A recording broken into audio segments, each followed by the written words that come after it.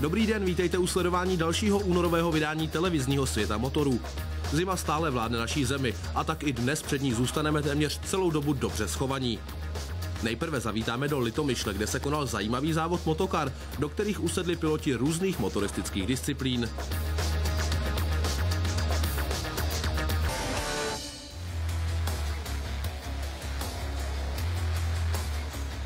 Během zimní přestávky na závodníky vždy čeká několik tradičních setkání mistrů na motokárách, ale letos si našla cestu do kalendáře ještě jedna nová akce, která nesla moto volant versus řídítka.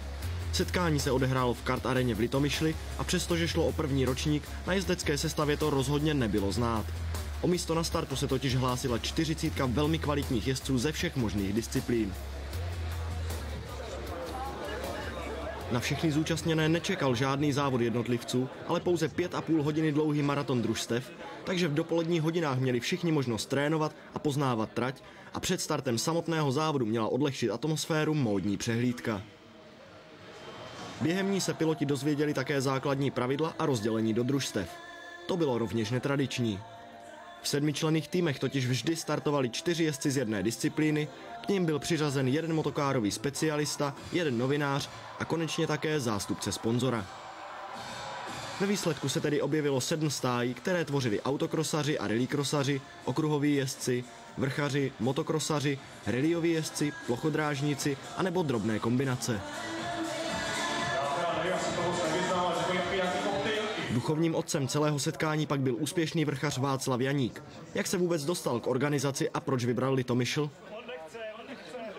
Na konci roku 2008 jsme tady s svýma partnerama udělali nějaké ukončení roku a vlastně vedení tady kart arény nám šlo nějak vstříc a vlastně umožnili nám tady tohle setkání udělat a byli vlastně všema pro, aby tady tohle setkání tady bylo. No. Jak jste tedy spokojen s jezdeckou sestavou? Já myslím, že ta sestava je tady nadmíru dobrá, jo, že opravdu tady se sešli špičkoví jezdci ze všech disciplín, ať je to rally, ať jsou to kopce, okruhy, jo, i vlastně z motorek, jo, takže já jsem nadmíru spokojený. A vy sám jste závodník do vrchu, máte za sebou velice úspěšnou sezonu 2008, která byla zakončena 3. místem v mistrovství Evropy. Jaká byla s odstupem času?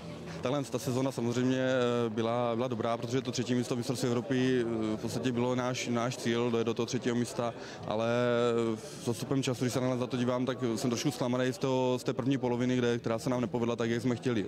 Závody do vrchu se nacházejí momentálně v poměrně těžkém období. Budete v tuto sezonu obhajovat 3. místo v Evropě, anebo se chystáte do jiné disciplíny? No, pojedeme mistrovství Evropy, budeme se snažit obhájit to 3. místo a samozřejmě trošku postoupit dopředu, když to půjde. A co se týká jiné disciplíny, mám v plánu zkusit nějaký okruh během sezóny, protože nějaké naše plány do budoucna by se možná trošku měly, nebo se budou směřovat k okruhům, takže nazbírat nějaké zkušenosti, ale prioritou zůstává mistrovství Evropy v kopcích a v podstatě teďka řešíme, jestli pojedeme mistrovství republiky. Velké poprvé si v Litomyšli odbil rallyový specialista Igor Drotár, který byl na podobné akci vůbec poprvé a s námi se podělil o své dojmy před startem.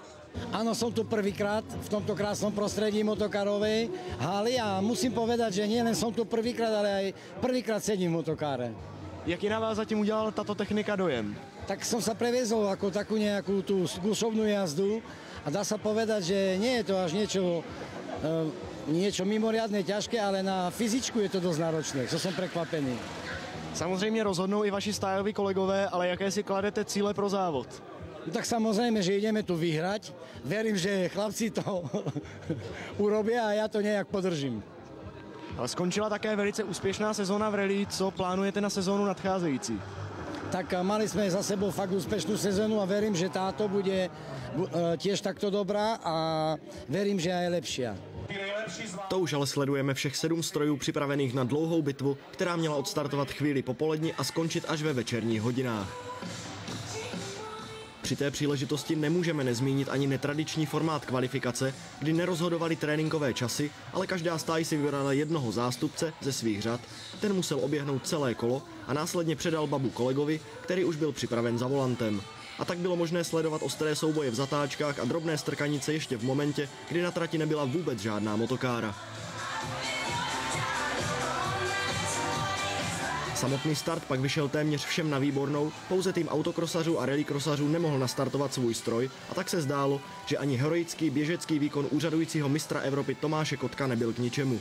Jenže stroj s číslem 2 se velice brzy začal prokousávat pořadím vzhůru a sestava zvaná RSAS se dokonce dostala do vedení.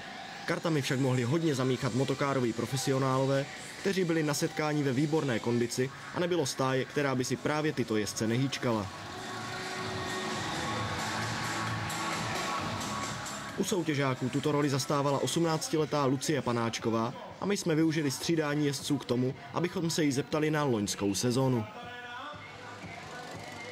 Tak já si myslím, že byla na to, že jsem jela v této kategorii vlastně KZ2 první rok, tak nebyla špatná, samozřejmě mohlo to být lepší, vždycky to může být lepší, pokud nejste první s náskokem, že jo, ale myslím si, že to nebylo špatný. Pořád se mám co učit, pořád je co zlepšovat na technice, takže když se na to podívám zpětně, tak nebylo to špatné. Kvapem se blíží sezóna 2009, máte už nějaké plány nebo alespoň sny, kam byste chtěla jít? Tak bohužel úplně přesný plán nemám, protože je nedostatek finančních prostředků, ale sny. Tak já si myslím, že asi testovat Formuli 3 a po případě se svést na konci sezóny nějaké ty závody, aby jsme se do toho dostali teda. No a na další sezónu, kdyby se povedlo, tak závodit samozřejmě, ale jak říkám, bude to velice těžké. Vy, ale také ostatní motokároví závodníci nebývají příliš často účastníci na různých setkáních mistrů. Cítíte se zde ve výhodě oproti ostatním jezdcům? Myslím si, že to určitě výhoda, protože třeba konkrétně já se celou zimu připravuju takhle v halách. Takže určitou výhodu máme. Samozřejmě jsem tu po 2 letech v tady této hale a je to nové, takže jakoby zas takovou výhodu nemám, ale znám ty motokáry a samozřejmě, že je to lepší. Panáčková měla skutečně znatelnou výhodu oproti ostatním, což bylo na trati znát, ale objevili se i taci, kteří měli mnohem méně štěstí. Plochodrážníci museli po řadě kolizí vyměnit svou motokáru a co vše se přihodilo, nám prozradil Luboš Tomíček. Závod jsme začali poměrně dobře oproti tomu, jak to pokračuje teďka, ale trošku jsme tam měli srážky se soupeřema, asi to ta motokára odnesla, tak bylo nutno tu motokáru vyměnit a teďka teda doháníme ztrátu asi 25 kol. Máte hodně rozmanitý tým, jede s vámi i bývalý mistr Evropy v motokárách Erik Janiš. A jak se zatím vy srovnáváte s touto technikou?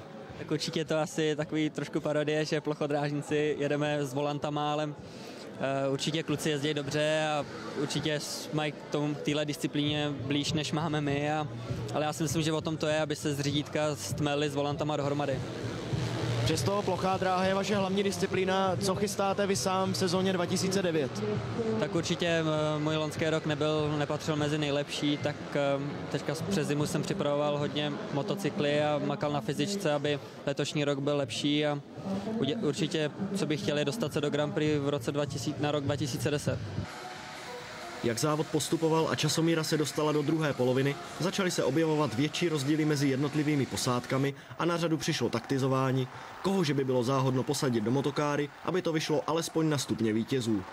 O to vše se snažilo hodně kvalitních jezdců, ze kterých jen namátkou připomeňme Jiřího Janáka, Erika Janiše, Tomáše Kotka, Michaela Vorbu, Michala Bartáka, Ondřeje Smetanu, Miroslava Jakeše, Dana Michla, Josefa Macháčka, Jaroslava Orsáka a samozřejmě bychom tak mohli pokračovat ještě dál, protože sestava se sešla opravdu silná.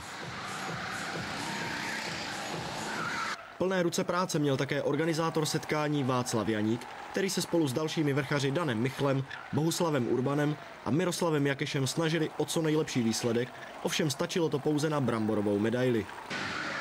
To ve stáji autokrosařů a rallycrosařů měli více štěstí a hodně jim k tomu pomáhal Zdeněk Groman.